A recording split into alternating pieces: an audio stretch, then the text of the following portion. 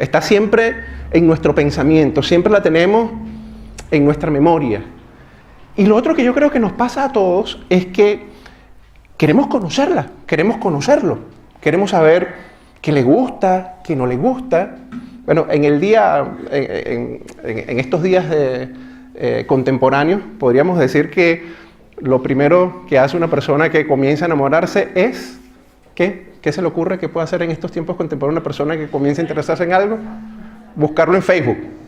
¿Ah? Lo buscas en Facebook, ¿para qué? Porque ahí uno ve, entre cielo y Facebook no hay nada oculto. Entonces usted comienza ahí a ver qué le gusta, qué no le gusta, si es colocolino, si es de la Universidad de Chile o si es de la Católica. Y usted comienza ahí más o menos a moldear, oye, mira los antecedentes de esta persona, mira, aquí está su mamá, aquí está su papá, aquí están sus hermanos, mira como que tiene novia, como que tiene novio. Y comienza ahí uno a conocer a la persona. ¿Pero por qué es importante conocer a la persona?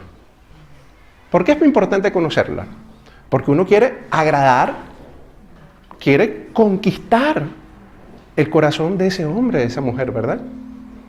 Cuando no conocemos a la persona, por mucho que me guste ese hombre, me guste esa mujer, no voy a dar en el centro, en el clavo, no voy a errar en mis esfuerzos por tratar de conquistar el corazón de esa persona. En cambio, que mientras más la conozca, mientras más sepa de ella, mientras más sepa de él, voy a saber efectivamente qué puedo hacer para conquistar el corazón de esa persona. Mire, déjeme decirle algo en lo personal. A mí me costó muchísimo dinero el no conocer el corazón de mi actual esposa, de Macarena. Macarena, levanta ahí tu mano para que la gente sepa. Ella puede decir que cualquier cosa que no sea verdad, puede alzar su voz y dejarme aquí mal delante de todos ustedes. Me costó mucho dinero no conocer el corazón de Macarena. ¿Y por qué me costó mucho dinero? Porque resulta que mi esposa es súper especial. Debe ser de las muy pocas mujeres que no le gustan las flores. No le gustan las flores a Macarena. Y yo le mandaba flores casi toda la semana. Y un ramo de flores rosas, rojas, docenas, 2 docenas, 3 docenas.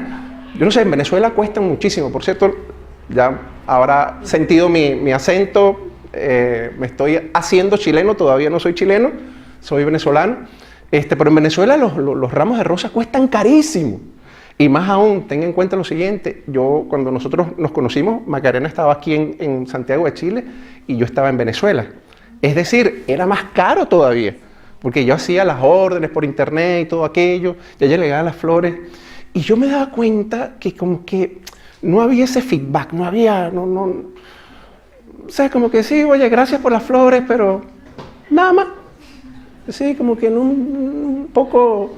Poca reciprocidad en el regalo, ¿no? Uno típico que le regala las flores a una mujer y uno espera así el rostro resplandeciente, ¡wow! Pero no, nada. Sí, gracias. Y yo seguía regalando flores. Y dinero que iba, dinero que soltaba y dinero. Y yo digo, Dios mío, pero esto no está funcionando. Solo luego estábamos a punto de casarnos. Yo habré llegado, cuando llego aquí a Santiago de Chile, llegué como 15 días antes de nuestro matrimonio, y de pronto yo estoy en su casa y me doy cuenta que ella había agarrado los ramos de flores y los había metido dentro de libros para disecarlos. Ella nunca los puso en un ramo como típicamente se ponen los ramos de flores. Y entonces ahí es que ella comienza a decirme, a compartirme que a ella no le gustan tanto los ramos de flores y que más bien es una mujer que le gustan los taladros y todas estas cosas, ferretería. Ella es feliz en un Sodimac.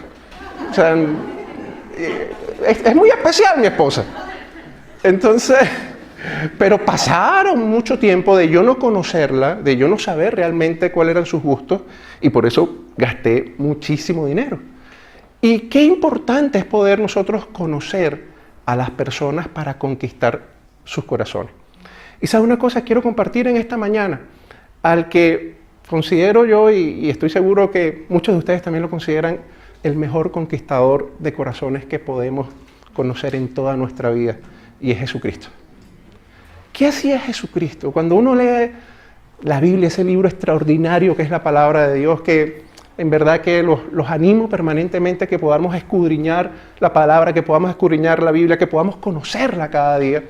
Cuando uno lee la palabra y que uno comienza a leer cómo Jesús se iba comportando con las personas, uno se da cuenta que era un hombre extraordinario, era un hombre creativo, dinámico, imprevisible, que permanentemente en cada circunstancia, en cada situación, se iba adaptando conforme a la necesidad del corazón que él quería conquistar.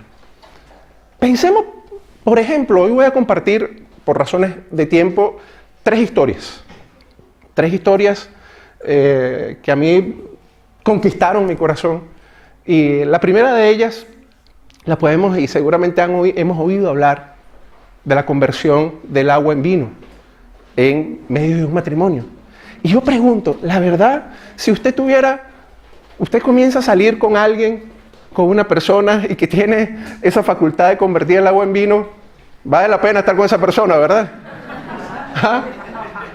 Y a mí lo que me llama la atención cuando uno lee, cuando uno comienza a leer en uno de los evangelios, el Evangelio de Juan, que es uno de los libros que encontramos en el Nuevo Testamento, cuando uno comienza a leer esa parte de la historia, la Biblia es muy intencional en decirnos que fue el primer milagro que hizo Jesús. Entre todos los posibles que ha podido haber hecho Jesús, entre todos los posibles, sanar enfermos, que una persona reciba la vista, resucitar muertos, o sea, el primero que hizo fue convertir el agua en vino. Y no estoy hablando de una copa de vino, ¿ah?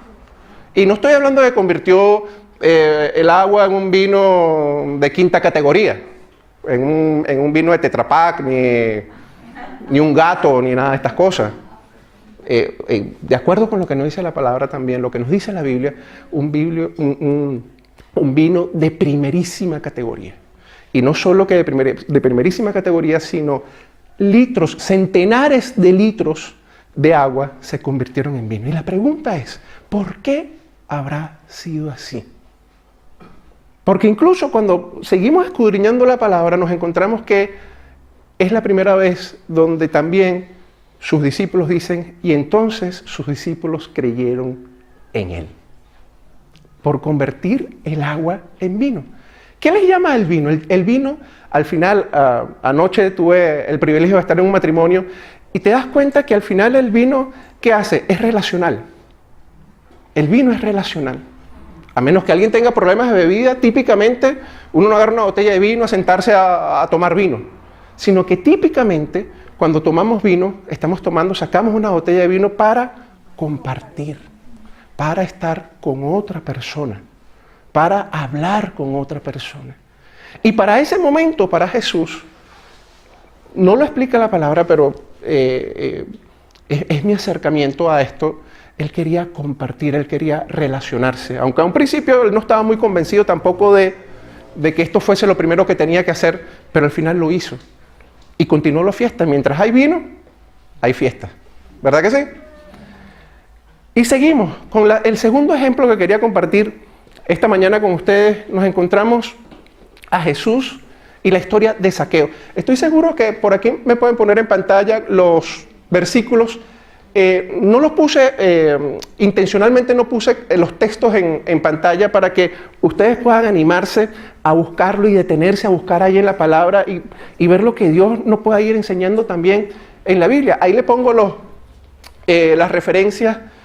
Cada libro de la Biblia, cada evangelio de la Biblia, toda la Biblia en general, está dividida en libros que se llaman Juan, Lucas, por ejemplo, que son dos de los evangelios en el Nuevo Testamento, y vas a poder ver también que cada evangelio está dividido en capítulos y a su vez en versículos. Y la segunda historia que quería compartir con ustedes es la historia de Zaqueo. La historia de Zaqueo, estoy seguro también que muchos la conocen. Pero fíjense qué particular. En este caso, Zaqueo, para el que no conoce la historia, Zaqueo era el jefe de los recaudadores de impuestos. Y para que usted me entienda bien el contexto histórico donde esto estaba sucediendo, en ese momento el pueblo judío vivía bajo la opresión del Imperio Romano. Para que los chilenos me entiendan bien y se lo sientan así bien duro en su corazón. Es como que si Argentina conquistara Chile. ¿Vale? Dios no lo permita nunca, ¿verdad? Amén. E imagínense en ese contexto que chilenos entre ustedes recojan impuestos no para el gobierno chileno, sino para el gobierno argentino. ¿Qué pensaría usted de esos chilenos? Mínimo, por decir algo que podamos compartir esta mañana, traidores a la patria. Mínimo. Serían lo peor, ¿verdad? ¿Usted estaría con esa persona? ¿Usted lo invitara a su casa? ¿Sería de sus mejores amigos? No, ¿verdad? Usted no quería saber nada de ese hombre o de esa mujer que estuviera dedicado a recaudar impuestos, a quitarle su dinero, no para el gobierno chileno, sino para mandarlo para Buenos Aires. Bueno, eso es lo que hacía Zaqueo. Eso es lo que hacía Zaqueo. Zaqueo, siendo del pueblo judío, no solo que era recaudador de impuestos, era el jefe de los recaudadores de impuestos. ¿Vale? Impuestos que, insisto, no iban para el gobierno judío, sino para el imperio romano. Es decir, Zaqueo era un execrado. A Zaqueo no lo quería ni su mamá. ¿Vale? En ese contexto, ya Jesús es un hombre que en ese momento es famoso. Jesús en ese momento va por las calles y van multitudes alrededor de él. Diríamos en tiempos actuales, ya Jesús en ese momento era trending topic. Jesús lo estaba conociendo todo el mundo quería compartir con él. Estaba lleno de multitudes de gente alrededor de él. Y cuando Zaqueo se entera que Jesús va a pasar por donde él vive, él trata de acercarse a Jesús para conocerlo, pero no puede, está rodeado de una multitud. Y resulta que Zaqueo, conocemos la historia, se monta en un árbol para poder medio ver a Jesús.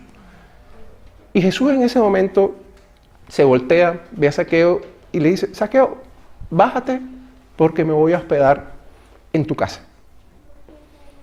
Y lo interesante de esta historia, y donde me quiero detener, es que Jesús no dice nada más hasta que se va a casa de Zaqueo. No dice nada más, simplemente le dice a Zaqueo: bájate, me voy a quedar en tu casa, y va a comer a casa de Zaqueo. Y Jesús hasta el final de la historia no dice nada más. Él no va en el camino reprendiendo a Zaqueo, él no va en el camino explicándole lo mal que estaba haciendo. Él no llega a la casa de Zaqueo diciendo: mira, Zaqueo, ven acá porque tú necesitas saber lo mal que está tu vida. Él no agarra a Zaqueo y le dice: mira, déjame darte aquí un VIP porque tú tienes que cambiar tu vida inmediatamente porque lo que estás haciendo está muy mal. Sino que simplemente le dice a Zaqueo: voy a estar en tu casa. Y estando en su casa, todo el mundo comienza a murmurar. Todo el mundo comienza a hablar y comienza a hablar mal. Comienza a decir: ¿cómo es posible que Jesús, entre cualquier cantidad de ofertas, él podía quedarse donde hubiese querido en ese momento, hubiese escogido a Zaqueo? Y la gente comienza a murmurar, comienza a hablar. Y Zaqueo en ese momento tiene una conversión express. En ese momento Zaqueo dice: la mitad de lo que tengo a los pobres se lo doy. Y si a alguien ha defraudado, si a alguien he dañado, el cuádruple le devuelvo. Y quiero insistir en esto, cuando Zaqueo habla, Jesús todavía no ha dicho ni una sola palabra. Simplemente está en casa de Zaqueo. Y solo al final que Zaqueo dice esto, miren lo tremendo que le dice Jesús a Zaqueo: tú verdaderamente eres un hijo de Abraham. ¿Y sabes qué significa eso? Para el que de pronto diga: ¿qué quiso decir Jesús diciéndole a Zaqueo que era un hijo de Abraham? Lo estaba restituyendo a la familia. Porque eso era lo que necesitaba el corazón de Zaqueo: ser restituido, ser parte nuevamente, que lo aceptaran, que lo invitaran nuevamente a pertenecer. Y eso es lo único que le dice Jesús: tú verdaderamente eres un hijo de Abraham, tú verdaderamente eres de nuestra familia. Era todo lo que necesitaba Zaqueo, nada más, para ser restituido. Una vez más, Jesús da en el blanco, en el clavo, en lo que en ese contexto se necesitaba, lo que en ese contexto era necesario decir o no decir. Y la tercera historia, tan impactante como las otras dos, el de la mujer samaritana. Y vuelvo a ponerlo en el contexto histórico. Esto lo encontramos en el Evangelio de Juan, capítulo 4, versículos 1 al 42. Y cuando vemos la historia de la mujer samaritana, quiero explicar aquí varias cosas. Lo primero es que no era común que un hombre hablase con una mujer a solas, como efectivamente pasó en este caso. Jesús, hablando con esta mujer, no le era permitido, no estaba bien visto, socialmente bien visto. Hay una serie de reglas que no era conveniente que lo hiciera, y sin embargo Jesús le dirige la palabra a esta mujer. Y para ponerlo todavía más complicado, era una mujer que ni siquiera pertenecía al pueblo judío, sino que era samaritana, un pueblo enfrentado al pueblo judío, que estaban peleados, confrontados.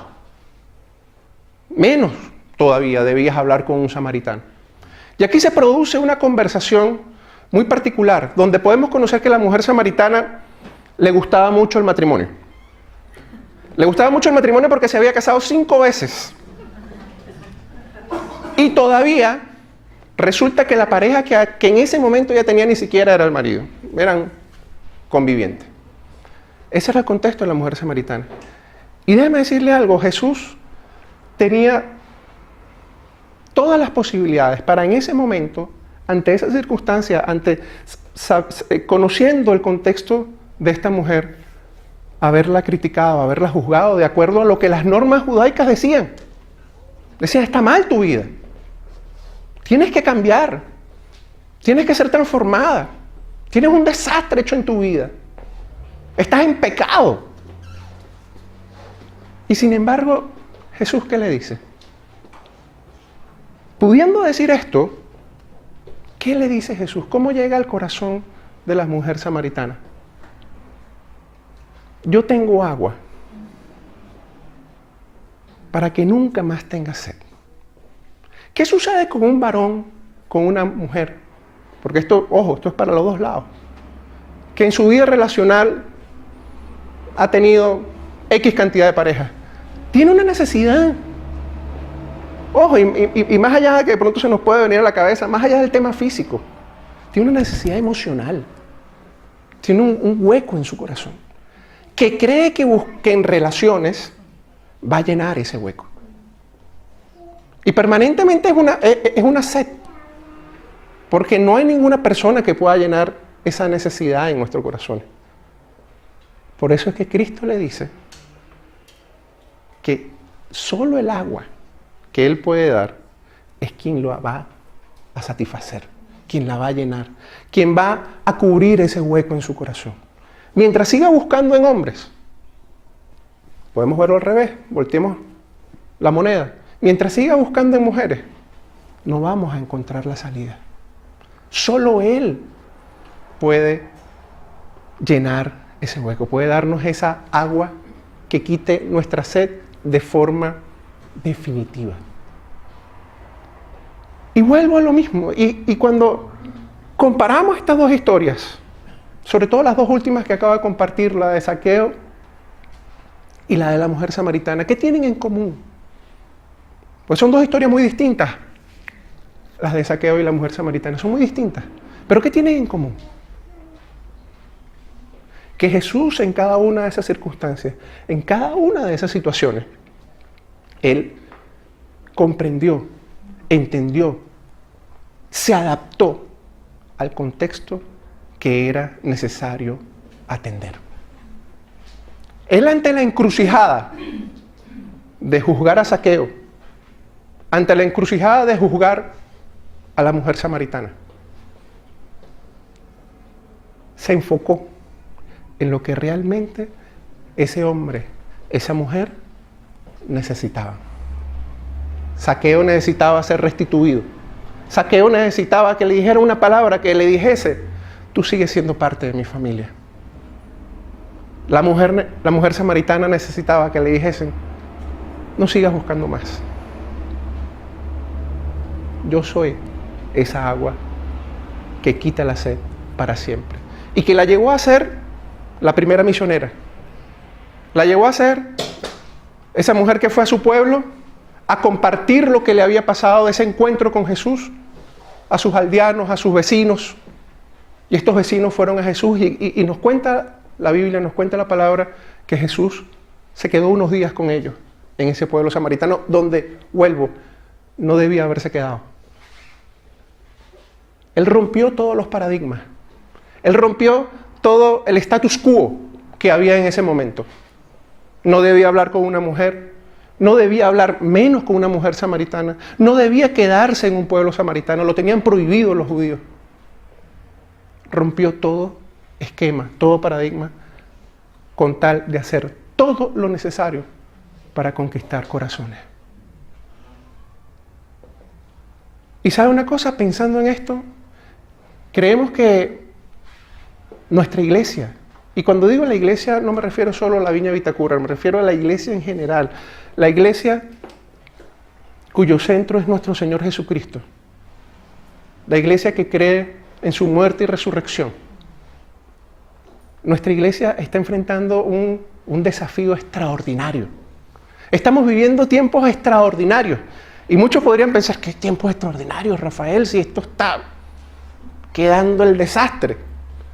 Pero piénselo por un segundo. ¿Por qué le digo que son tiempos extraordinarios? Porque mientras más fuerte es la oscuridad, la luz brilla más. Si este lugar estuviera completamente oscuro, estas luces fueran más eficientes, ¿verdad? Fueran más necesarias. Fuesen imprescindibles. Si ahorita apagamos estas luces, podríamos seguir adelante y a lo mejor hasta ni nos damos cuenta que se apagan las luces. Pero en un contexto donde la oscuridad es total y se va haciendo cada vez más oscura, la luz brilla más. Y por eso es que estamos siendo desafiados en este momento, a que podamos comprender cómo se paraba Jesús ante cada uno de los contextos, ante cada una de las circunstancias. Y pienso en esto y muchos de nosotros que hemos sido formados en la fe cristiana, conocemos de términos como evangelismo, como evangelización. Entendiendo por evangelismo o evangelización el predicar, el anunciar la palabra de Cristo. El extender su reino y que su reino sea conocido por las demás personas. Anunciar, publicitar, compartir, predicar el evangelio del reino. Pero mi pregunta y el desafío para cada uno de nosotros, ¿es suficiente con hacer una prédica, tomar la palabra, decir lo que la palabra dice, compartirlo con la persona y decir que estamos evangelizando? Hoy por hoy, en este momento, en estos días que estamos viviendo, en esta época que nos tocó vivir, ¿sería suficiente hacer eso? No, ¿verdad? ¿O tengo que interesarme y conocer a la persona a la cual estoy dirigiendo ese evangelio? ¿O tengo que ponerme en el zapato de esa persona, de ese hombre, de esa mujer, para poder conquistar su corazón? Porque a veces podemos cometer el error de creer que efectivamente lo es. La palabra tiene autoridad, la Biblia tiene autoridad. Pero la misma Biblia es la que nos dice. Jesús es el que mismo nos enseña a que nos pongamos en el zapato del otro. Y que a partir de su necesidad, a partir de ese hueco en su corazón, sepamos qué es lo que tenemos que compartir con esa persona, con ese hombre o esa mujer. Pensemos por un momento en personas que conocemos en nuestro contexto de familia, universidades, colegios, trabajo, que no quieren saber nada de la iglesia, que no quieren estar aquí, que cuando usted le habla de Cristo, le habla de Dios o le habla de la Biblia, simplemente le dice, mira, ¿sabes qué más? No, hablemos de otra cosa. No estoy interesado, no estoy interesada.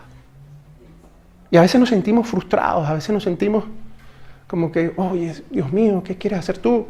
O muchas veces incluso, estoy seguro que esto no pasa aquí porque si algo he conocido en la Viña de Itacura es que es una iglesia súper amorosa. Pero a veces he visto cristianos que dicen, bueno, no, se lo entrego a Dios y dejamos de hacer el esfuerzo necesario. Y creemos que no importa la forma, la manera en que yo transmita el Evangelio, en que yo hable el reino de Dios, porque estoy hablando de la palabra.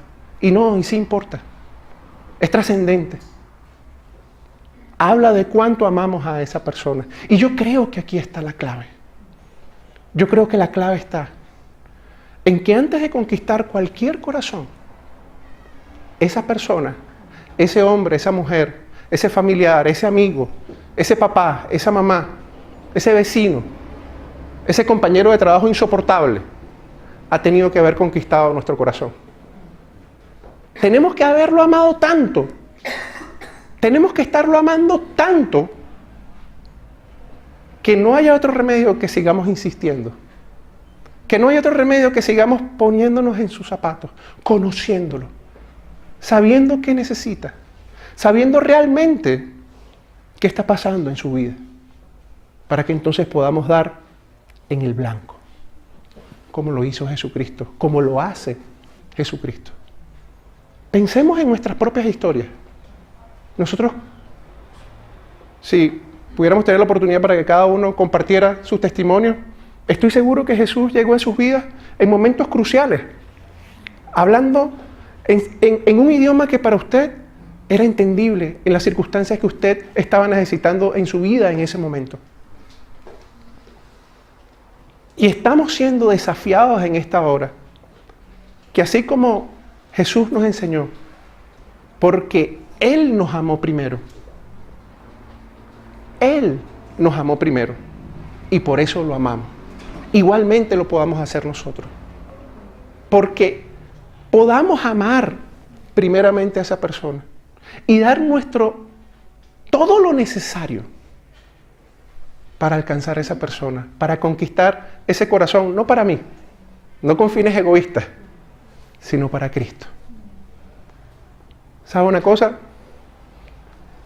Muchos de ustedes conocen que hace aproximadamente un poco más de 2 meses llegué aquí a Chile, ya no de vacaciones, sino para quedarme. Mi esposa, mi familia, mis hijos, nos vinimos desde Venezuela y creemos que Dios está yendo delante de nosotros con una palabra para bendecir a esta hermosa nación y particularmente para bendecir a esta hermosa ciudad de Santiago de Chile. Y me falta mucho todavía, como se darán cuenta, no tengo el acento. Hay muchas cosas que tengo que aprender, que comprender, que asimilarme para poder conquistar corazones para Cristo. Si yo llego aquí a Chile y me quedo aferrado a mi bandera venezolana, las posibilidades de que yo pueda conquistar un corazón chileno son muy reducidas. Tengo que hacerme chileno. Tengo que abrazar, y hoy me la puse, esta bandera. Tengo que abrazar esta bandera.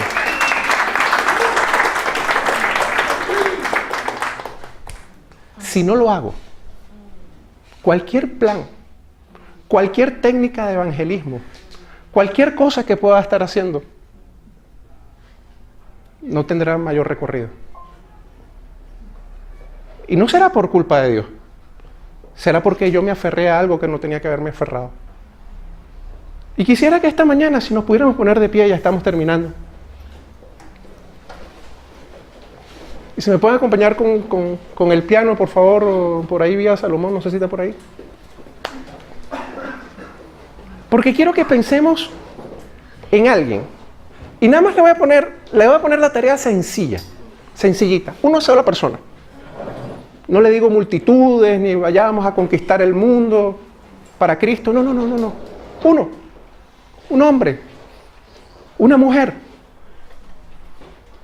Y esta tarde no quiero hacer llamados adelante, porque yo creo que el llamado es para todos. Yo creo que el llamado es para cada uno de nosotros. Estoy seguro que cada uno de nosotros tiene ese familiar, ese ser querido, ese vecino, ese compañero de trabajo, que incluso a lo mejor ya le hemos adelantado algo de nuestra fe, pero que, Como que a veces nos da ganas de tirar la toalla, de decir, mira, no, ya he hecho todo y no ha habido manera. Y me gustaría que pudiéramos pensar en ese hombre o en esa mujer en esta mañana. Y ustedes allí delante de Dios, permitiendo que su Espíritu Santo, permitiendo que su reino irrumpa en nuestros corazones, en nuestro espíritu, en nuestra alma, en nuestro cuerpo, en nuestro ser. Dios nos puede mostrar cuál es la verdadera necesidad de esa persona. Claro, la verdadera necesidad de él, de ella, es que conozca a Cristo. Y la labor de nosotros como iglesia es generar los puentes para que ese hombre o esa mujer conozca a Cristo. Pero pensemos concretamente. ¿Es un saqueo? ¿Es una mujer samaritana? ¿Necesita que convirtamos el agua en vino? ¿Relacionarnos con él más? ¿Dedicarle más tiempo? Nos parece natural que cuando estamos enamorados querramos compartir nuestro tiempo con esa persona que tiene nuestro corazón. Pero esa misma naturalidad, eso mismo que fluye solo de querer estar con aquel o con aquella persona de la que estamos enamoradas, que ese sea el mismo sentir, que ese sea la misma forma en que queramos estar con ese hombre, con esa mujer que necesita de nuestro Señor y Salvador. No ya por razones egoístas, digamos, de querer que sea mi novio, mi novia, mi esposa, mi esposo, sino por una razón mucho mayor, que es que haya fiesta en los cielos por esa oveja perdida, por ese hijo pródigo, por ese hombre, por esa mujer, que puedan conocer a nuestro Padre Celestial. Vamos a darnos unos segundos para pensar en Él, para pensar en ella. Uno, si Dios le pone más, amén, extraordinario. Pero ¿por qué le digo uno? Para que podamos ahí enfocar toda nuestra energía, todo nuestro ser, todo aquello que Dios nos va a enseñar en el transcurso de los próximos días, para que compartamos con ella, para que le dedicamos tiempo, para que la llamemos por teléfono, para que le dediquemos tanto nuestros recursos materiales como personales. Dios no se quedaba con nada, Jesús no se quedaba con absolutamente nada, lo ponía todo. Todo lo necesario para alcanzar a algunos para Cristo.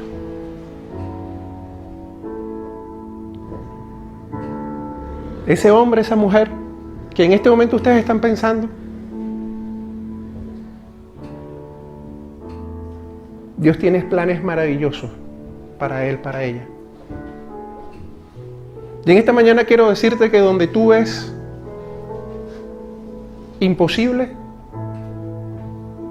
donde el enemigo está queriendo batallar en tu mente diciendo, no, ya lo has hecho todo, desiste, no lo pienses más, no le des más vuelta. Nuestro Señor Jesucristo nos está diciendo hoy, para mí nada es imposible. Es verdad. Es la labor de Jesucristo, es la labor de Él, es la labor de su Espíritu, de que alguien pueda aceptar en su corazón a nuestro Padre Celestial como Señor y Salvador. Es la labor de Él. Él es el que hace la conversión en las personas. Pero nosotros dentro de esto somos su pueblo. Nosotros somos sus embajadores, los que creamos los puentes, por lo que nos van a pedir cuenta si hicimos todo lo necesario. Y lo podemos ver, Pablo nos lo explica muy bien, y con esto termino.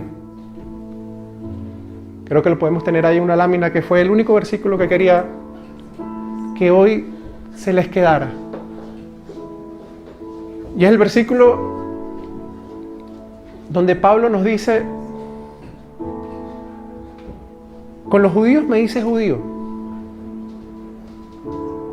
con los de la ley, como si tuviera la ley, aún no estando sujeta a ella. Ahí la tenemos.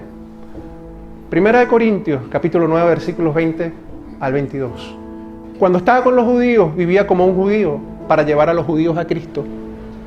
Cuando estaba con los que siguen la ley judía, yo también vivía bajo esa ley, a pesar que no estoy sujeto a la ley. Me sujetaba a ella para poder llevar a Cristo a los que estaban bajo la ley. Cuando estoy con los gentiles, quienes no siguen la ley judía, yo también vivo independiente de esa ley para poder llevarlos a Cristo. Pero no ignoro la ley de Dios, obedezco la ley de Cristo. Cuando estoy con los que son débiles, me hago débil con ellos, porque deseo llevar a los débiles a Cristo. Sí, con todos trato de encontrar algo que tengamos en común y hago todo lo posible para salvar a algunos. Todo lo posible. Todo lo posible para salvar a algunos. ¿Quién es ese hombre? ¿Quién es esa mujer? ¿Quién es ese ser querido?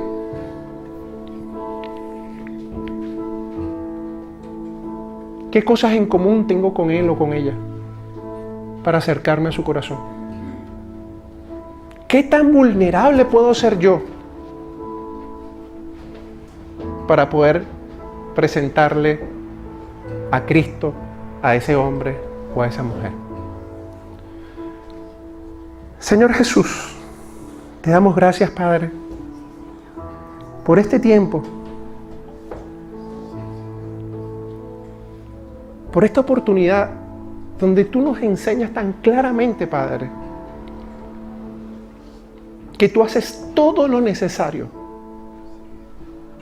para conquistar corazones para tu reino. Tú haces todo lo necesario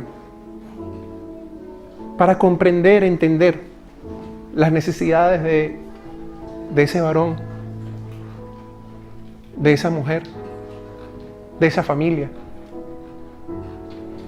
Enséñanos a nosotros, Señor, a ser cada día más como tú.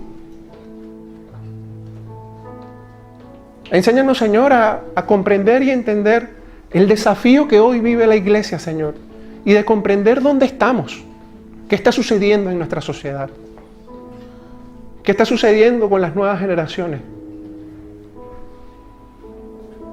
Ayúdanos a poder entender, ayúdanos a poder comprender cómo somos más eficaces, cómo somos mejores para conquistar un corazón para ti, Señor. Solo tú sabes, Señor. Tú no nos enseñaste técnicas preconcebidas, sino que nos enseñaste a amar. Nos enseñaste, Señor, a ponernos en el zapato de las otras personas,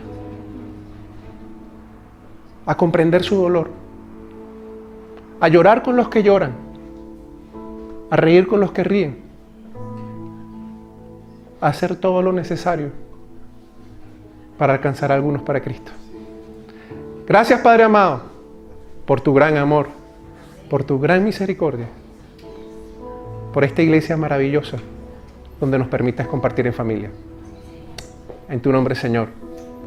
Amén.